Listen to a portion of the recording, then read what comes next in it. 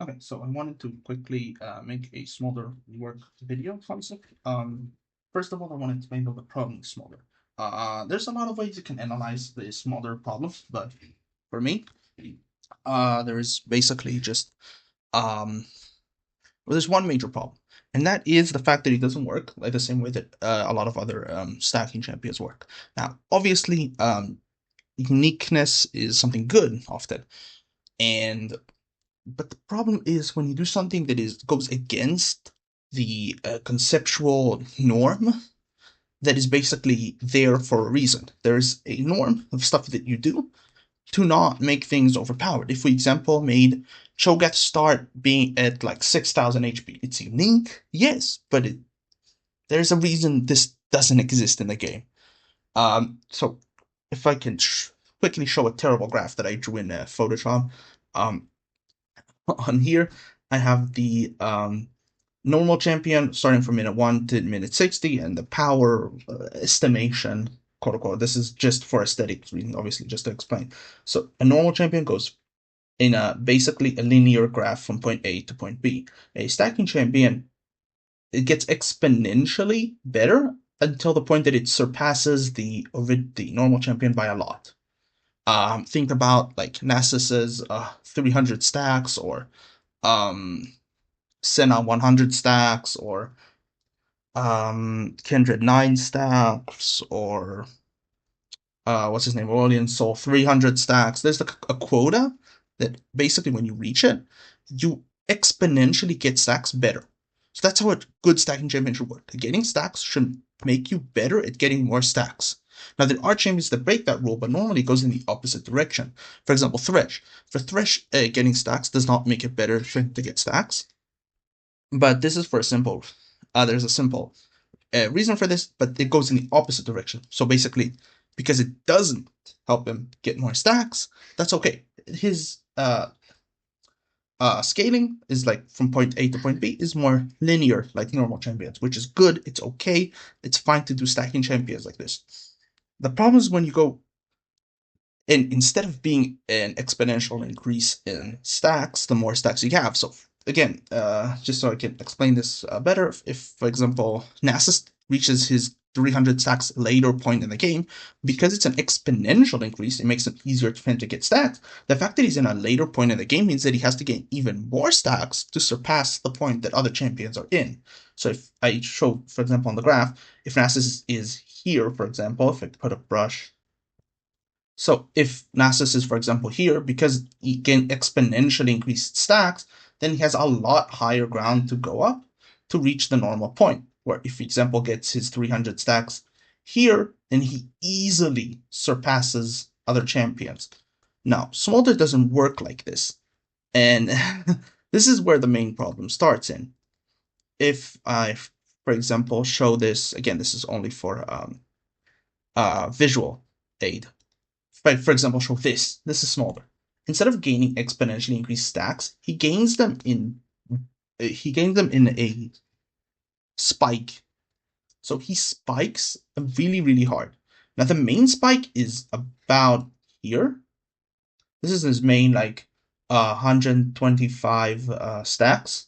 Right, that's the one. Yeah, that he gets the burn in. This is the main spike, and it spikes him so hard in the game. But like, and for Smolder, spiking means that he's also gaining stacks much faster, because every time that he gains a threshold, he gains stacks faster, and stacks will always scale him better. They will always increase his damage, and by a lot, especially with the change to the way his burn works. So he gains more stacks, he gains even more stacks, and he spikes at certain thresholds, which gains him even more stacks. That is not good, and this is the main reason that Smolder is terrible. Other problem is that Smolder, okay, I'm showing this graph really terribly, since at this point and this point he's touching the graph, but in reality he should be like down here and down here. I just wanted to show this for visual reasons. So I'll close out of this and I'll continue. So basically, what the main problem is, that Smolder is so terrible in the early game and it's so easy to be punished, especially in bot lane, that he it's a it's a problem. Theoretically, he should be really, really bad at gaining exponentially increased stacks because he gets punished so bad in the early game. But the fact that his power spikes are so insanely good means that when he gets his power spike, the 225 stacks, he is basically already surpassed you. It doesn't matter how much you punished him, he already surpassed you in power and in his ability to get stacks. Like, you would often see competitive games where after gaining the 225 stacks in about 22 minutes, uh, he will just gain in like 8 minutes 500 stacks. Like, he will double his stacks. It is insane.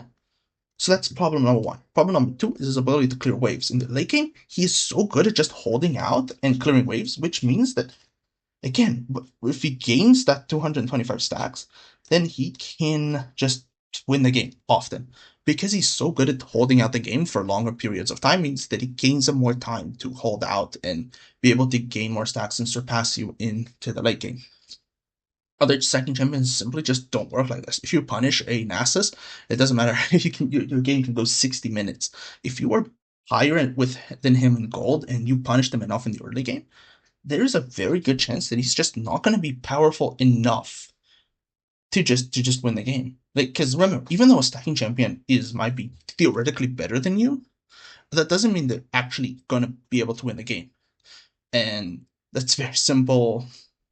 It just is. A stacking champion is often by design need to be stronger than you by a lot to actually be better than you.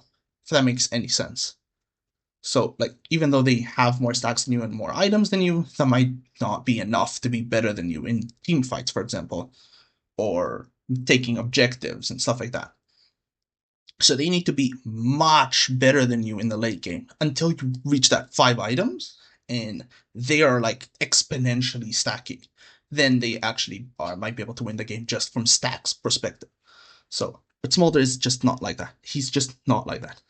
So these are the two main points that I want to fix. Okay, so I want to talk about his passive, and then I want to explain why I made this change, and how is this going to help him.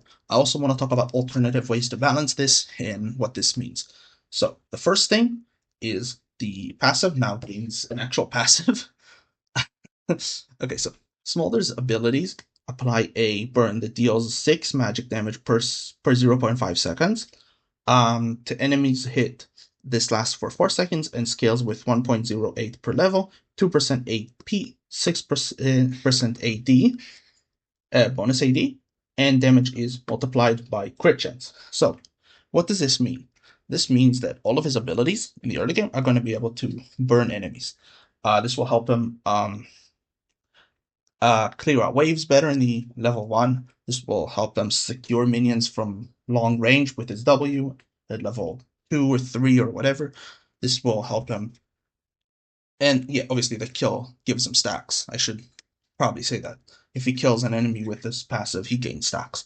So this means that he's much safer in the early game to just stack from afar. This might sound OP, and it kind of is, but I'll explain how I decided to nerf this. Also, this is just flat out damage. This is flat out damage at level 1 that he's just able to shove out. Okay, so now I want to push every one of his milestones by 25. So instead of 25 being his AoE Q, it's now 50. Instead of 75, wait, it doesn't have anything in 75, does he? No, it's 125. He gains the splash one. That's now 150. And instead of 225, he gains the burn. It's now 250. Because he's much better at now securing stacks in the early game, then this means he's harder to be punished. So I'm just pushing him later into the game to get the stacks. This should actually be equal out to the same point in the game, about 22, 27 minutes to gain the 250 stacks, because he's just much better at securing stacks. But if you punish him, then it's going to be much harder for him to reach this stack milestone. So if you are able to kill him, then this would just flat out be much, much harder for him to get that 250 stacks. But it also means that he's much safer at securing this, so this allows for a little bit more of a skill matchup to be played here. 250 stacks is a lot of stacks. And the burn does not give you any stacks from champions or stuff like that. it's only on kills. So obviously you can still get stacks from just damaging the champion with the ability, it just doesn't give more stacks. So it should push him much later into the game to gain that 250 stacks if you punish him. But if you do punish him, then it will get much harder for him to get that 250 stacks. Okay, so next up is the burn effect. So obviously because I'm adding the burn effect as a passive, he no longer gains that burn effect as a milestone. There's a couple of ways that I wanted to balance this. The first one is to just add it later into the game as a separate burn, or basically just added scaling to the burn. So basically the same thing, and maybe change the damage to be true damage. I don't like this as a change. I much prefer if in a milestone he just gains a lot more burn damage, and obviously the percent damage. Maybe just gains the percent damage as a milestone. Maybe 200 stacks or 175 stacks, just as an example. I like this idea a lot more. Then it gains these basically the same percent burn, but it's a magic damage. And there's also still the scaling one. So it would be more damage overall. And this is a lot of damage. 6% AD is not nothing, especially when you consider the crit multiply chance. The crit multiply chance basically just means that it gets increased by the percentage of crit that you have. So if you have 25% crit, all the damage will be increased by 25%. If you have 100%, it gets increased by 100%. I'm pretty sure that's how his Q already works. But instead now adding this to the passive. This would probably almost always be just 50% because most smolder builds only build 2 crit items. And this obviously gets increased with Infinity Edge. Actually, maybe not get increased by Infinity Edge because I don't like Infinity Edge based smolder builds. I don't know. This is up to balancing, whatever. So the main idea here is really just to gain an extra bit of power spiking on this. This might sound bad because this is literally exactly what I explained I don't want to do, but in reality, it is exactly what I actually do want to do.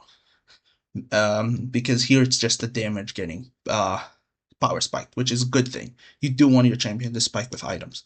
If they're not based on items, if items are not good or spiked on champion, then they're just aren't going to be item based, or they're just going to go into like tank items and shit like that, and you don't want that. You want items to be good on the champion, even a stacking champion, which is why I did this. Anyway, but the thing is, yeah, as I said, if it's not true damage, this might actually end up being just not good enough in the late game, and you do want Smolder to actually be worth it in the late game. Even though I'm trying to nerf him to not be as spiked in the late game, this might still not be enough. So really is up to balancing. I much prefer the idea of having a lot more damage, but is not true damage. But at the same time, because the way that his execute is flat now instead of scaling, then this actually doesn't mean as much as people think it means. The true damage burn is not as good as a lot of people think it is. Okay, so the final thing I wanted to do is the ultimate. This is the main way that I want to make sure that he is not able to kill minions. So I'll explain this first and I'll explain the...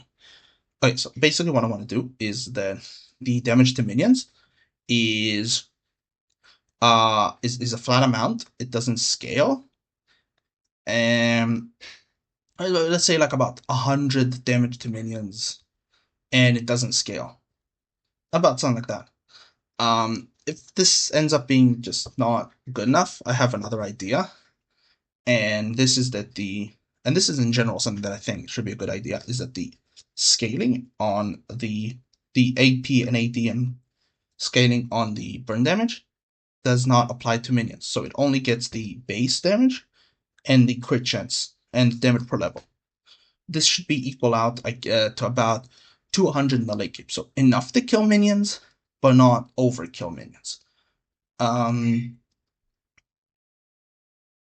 idea here is, what did I do? So the idea here is that I want to still be able to do a lot of damage to minions, but not immediately kill waves good. Maybe in general he should get like So this is another thing that I thought is all of his abilities would deal a significantly reduced damage to minions, like 25% less damage to minions. But because the burn is so good early game, because like 6 damage per 0.5 seconds in the early game to minions is still a lot, especially with the level increased and the crit chance. So this is a lot of damage to minions, but all of your abilities don't do as much damage to minions. So this should equal out to him not being able to like instantly one-shot waves in the late game. That's my idea. So a lot of the damage to minions has to be reliant on the damage per second and the burn and stuff like that. But again, the burn doesn't get increased by AD and AP. So even though you deal damage to minions, especially in the early game, because the thing is, I don't want to punish him too much in the early game. I do want him to actually be able to kill waves in the early game. So he's not punished too much, but then not be too good in the late game. It's just one-shotting waves. That's why all these changes are here. So he deals less damage from all of his abilities. His ult does not deal any damage to minions, but it does apply a burn. So he can use the ult in a lane. Maybe it applies like a stronger version of the burn, or something like that. So the idea is that the ult cannot be used to one-shot waves in the late game, but can still be used to punish enemies and still be used to help you push waves from afar if you really need that, but not one-shot them. That's the idea. You still deal damage to minions. You can still use your ultimate to push waves. You can still do all of that so you're not too punished in the early game, but in the late game, you can't one-shot waves. Again, I calculate this. This should be pretty good, but not good, too good to kill minion waves. That's the idea. That's the idea. Another thing that you can do is instead of a crit chance, is just make it so the damage to minions is by the passive is just increased. Because 6 damage per second to enemies is not nothing. It's actually quite a lot. So maybe the damage per minions is increased passively by like 25%, but it doesn't get the scaling, which should equal out to about the same. This is another good idea. There's a lot of ideas like this, but the main idea, he cannot one-shot waves in the late game, so he cannot push games infinitely. If he's punished in the early game, he has to suffer those consequences. He cannot just win and instantly win in the late game if he gains his power spike. This shouldn't be a thing. This should not be a thing. He shouldn't be able to just gain power spike, instantly kill waves, and just hold the game for so long that he just gets to the point where he can win games. This is bad design. But he shouldn't be too punished in the early game. That's my rework concept. Um, anyway, tell me anything you think about it. I think I did a really good job here. I think I pretty much fixed all of his major issues without addressing obviously numbers.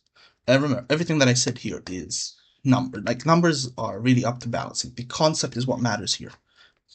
And anyway, that's it.